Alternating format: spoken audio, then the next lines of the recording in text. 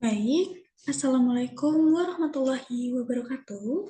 Selamat siang, salam sejahtera untuk kita semua. Yang terhormat Bapak Otak Sitompul, BBA MBA, selaku dosen mata kuliah Digital Inovatif Entrepreneurship pada PJJ S1 Manajemen Universitas Siber Asia.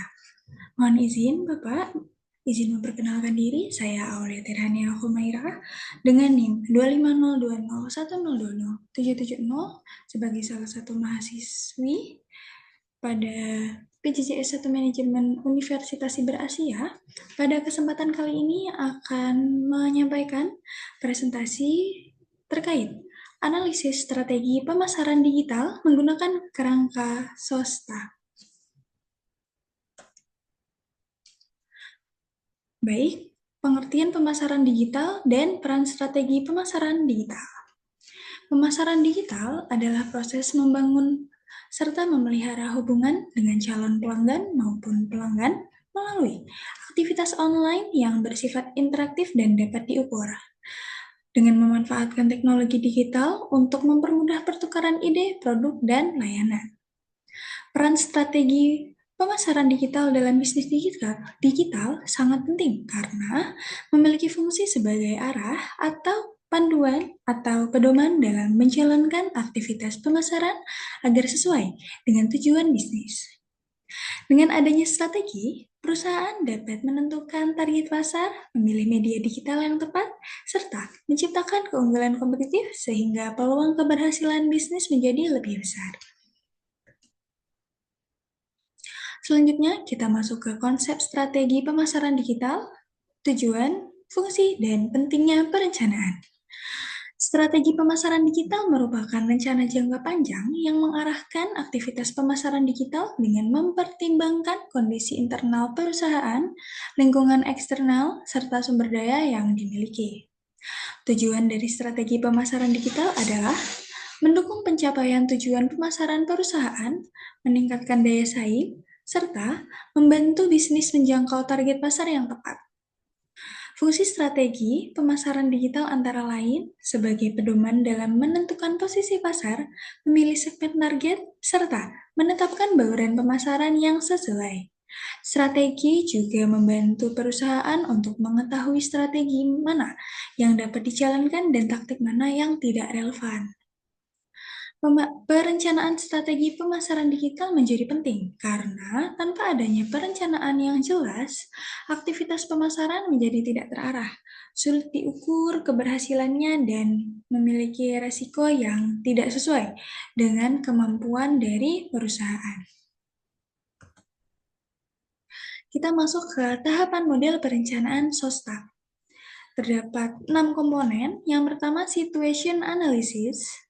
Tahap ini menganalisis kondisi saat ini, seperti demografi dan perilaku audiens, performa media sosial, traffic website, perangkat yang digunakan, serta aktivitas pesaing.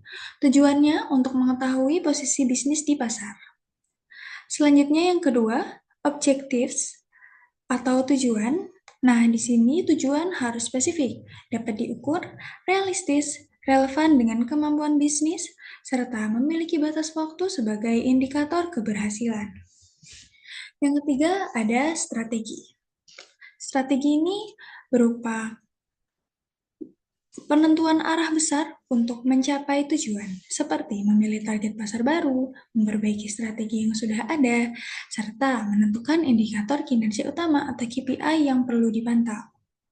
Selanjutnya, tactics, di mana menentukan kegiatan detail seperti jenis konten yang dibuat, jadwal publikasi, platform yang digunakan, serta penyesuaian konten untuk segmen audiens yang berbeda. Untuk yang kelima terdapat action.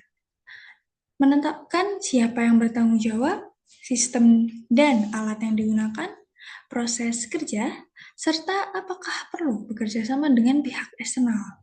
Dan yang terakhir, C atau kontrol, yaitu mengukur KPI secara rutin, membandingkan data dari waktu ke waktu, menguji pengalaman pengguna, dan memantau tingkat konversi agar strategi dapat dievaluasi dan diperbaiki.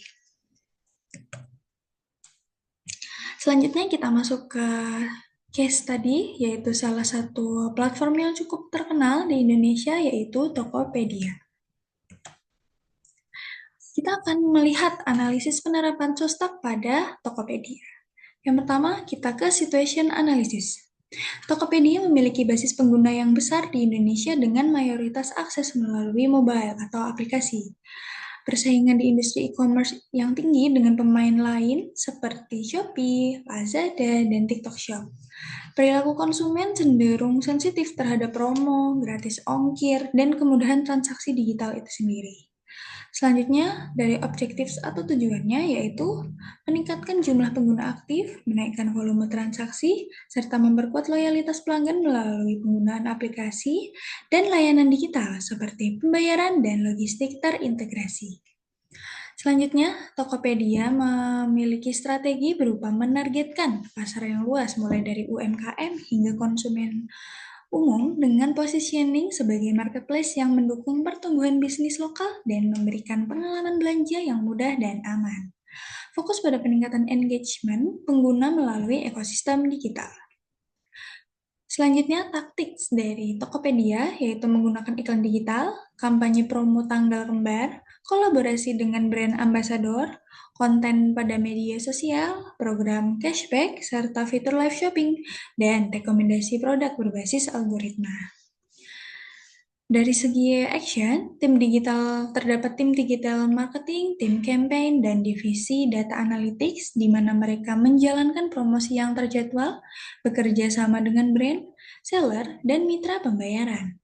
Sistem aplikasi dan notifikasi digunakan untuk mendorong pembelian yang berulang. Dan analisis yang terakhir dari segi kontrol, Tokopedia memantau KPI seperti jumlah transaksi, traffic aplikasi, conversion rate, tingkat retensi pengguna, serta performa kampanye digital untuk evaluasi dan perbaikan strategi secara berkala. Nah, rekomendasi strategi pemasaran digital, jika kita lihat berdasarkan analisis, beberapa rekomendasi yang dapat dilakukan agar keunggulan kompetitif meningkat, antara lain, perusahaan perlu untuk memperkuat personalisasi konten berdasarkan data perilaku pengguna agar promosi lebih relevan.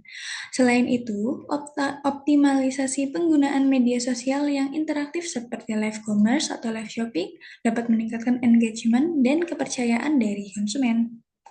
Perusahaan juga sebaiknya meningkatkan pemanfaatan analisis data untuk memantau performa kampanye secara real-time sehingga strategi dapat cepat disesuaikan.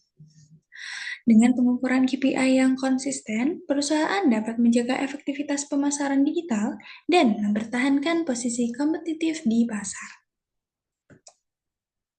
Baik, sekian yang dapat saya sampaikan. Mohon maaf apabila terdapat ketidaksempurnaan dalam penyampaian materi kali ini. Izin saya tutup. Wassalamualaikum warahmatullahi wabarakatuh. Salam sejahtera untuk kita semua.